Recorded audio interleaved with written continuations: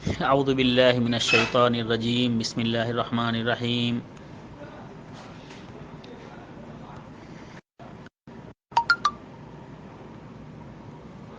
سماعون للکذب اکالون للسحت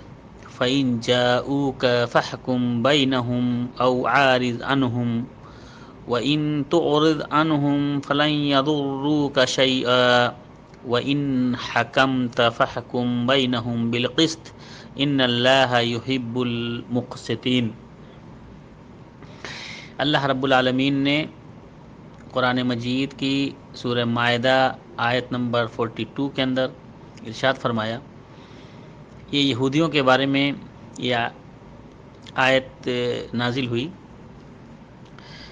کہ یہ یہودی لوگ جو ہے سماعون للکذب، کان لگا لگا کر جھوٹ سنتے ہیں، اکالون للسحت، اور جی بھر بھر کے حرام کھاتے ہیں، فإن جاؤوک، اگر یہ لوگ آپ کے پاس فیصلے کے لیے آئیں، فحکم بینہم، تو ان کے درمیان فیصلے کر دو، او عارض عنہم، یا ان سے ٹال مٹول کر دو، ان سے اعراض کر لو۔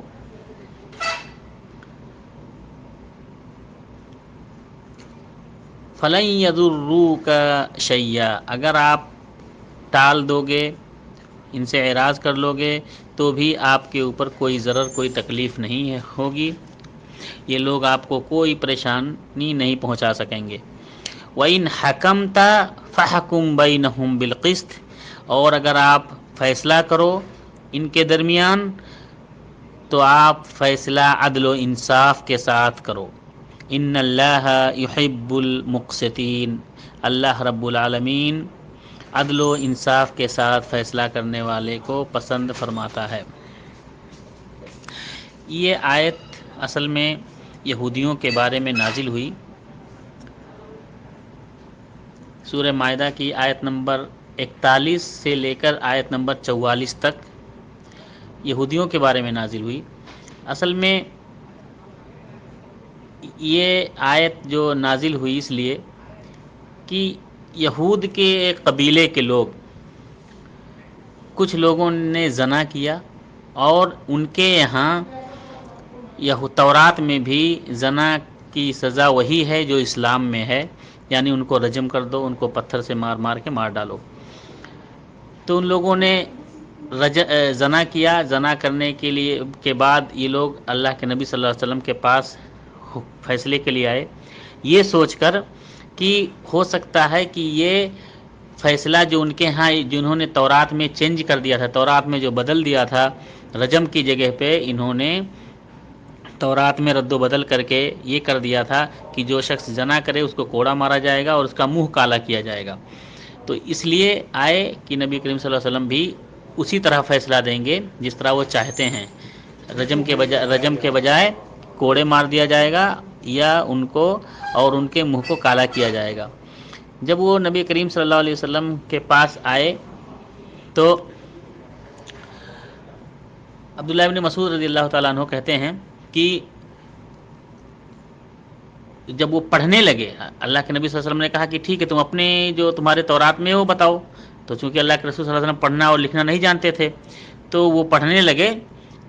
تو اس آیت رجم پہ انہوں نے انگلی رکھ لی اور اس کے آگے اور پیچھے والی آیتوں کو پڑھ لیا۔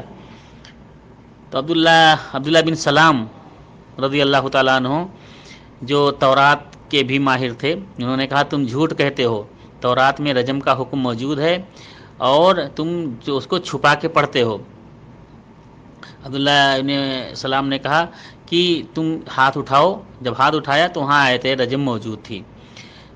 تو اسی طرح سے یہ لوگ اور سب دوسرے معاملات میں جو ان کے فائدے کے ہوتے تھے، اسی طرح سے دو قبیلے موجود تھے یہودیوں کے،